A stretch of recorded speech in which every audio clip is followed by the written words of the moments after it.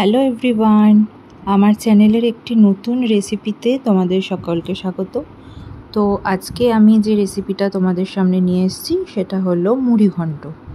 তো দেখো, এখানে আমি একটা মশলা বানিয়ে নিয়েছি। তো এটা একটা ভাজা মশলা, যার মধ্যে জিরে, ধনে, গোটা গরম মশলা, তেজপাতা, শুকনো লঙ্কা আমি শুকনো খোলায় ভেজে নিয়ে এটাকে দেখো মিক্সার গ্রাইন্ডারে গ্রেট করে নিয়েছি। তো এরপর দেখো, আমি এখানে গোবিন্দভোগ চাল 150 নিয়ে নিয়েছিলাম। তো সেটাকে আমি জল দিয়ে ভালো করে ধুয়ে নিয়েছি। আর এখানে আমি একটা পেস্ট বানিয়ে নিয়েছি। এখানে নিয়েছি আমি আদা, রসুন আর লঙ্কা পেস্ট।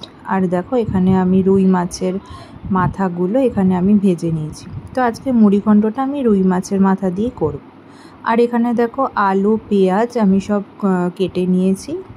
তো এখানে কড়াইতে তেল গরম হয়ে গেছে। তো 2টো শুকনো লঙ্কা ফোড়ন দিয়ে দিলাম। এরপর আমি দিয়ে দেবো আগে থেকে কেটে রাখা পেঁয়াজ কুচিগুলো।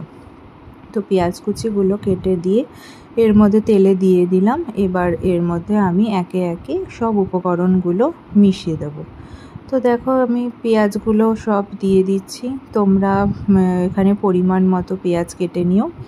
তো আমি এখানে 3খানা পেঁয়াজ, বড় বড় দেখে পেঁয়াজ কুচি করে নিয়েছিলাম। তো এবার পেঁয়াজগুলো আমি এখানে তেলের মধ্যে ভালো করে ভেজে নেব। তো ভেজে নেওয়ার পরে এখানে আমি কয়েকটা কাঁচা লঙ্কা চেরা দিয়ে দিলাম এখানে। তো একটু ঝাল ঝাল হলে বেশ ভালোই লাগে খেতে। তো এবার আমি দেখো পেঁয়াজ আর কাঁচা লঙ্কাটাকে ভালো করে তেলে ভেজে নেব, লাল লাল করে ভেজে নেব। তো এরপর আমি ওই পেস্টটা দিয়ে দেবো, আদা রসুন ও লঙ্কা পেস্টটা আমি এবার দিয়ে দিলাম। তো এবার আমি এটাকে ভালো করে মিশিয়ে নিয়ে মশলাটাকে ভালো করে ভাজতে হবে, যাতে কাঁচা গন্ধ আর না থাকে। তো এরপর আমি এর মধ্যে দিয়ে দেবো পরিমাণ মতো নুন, পরিমাণ মতো হলুদ দিয়ে দিলাম। নুন দিলে একটু পেঁয়াজগুলো নরমও হয়ে আসে। আর কিছুটা কাশ্মীরি লঙ্কার গুঁড়ো দিয়ে দিয়েছি রং হওয়ার জন্য। এরপর আমি যে আগে থেকে কেটে রেখেছিলাম আলুগুলো টুকরো টুকরো করে, সেইগুলো আমি এরপর দিয়ে দিলাম। দিয়ে এবার ভালো করে ভেজে নেব। আলুগুলোকে ভালো করে ভেজে নেওয়ার পরে এবার আমি এখানে চালটা দিয়ে দিয়েছিলাম।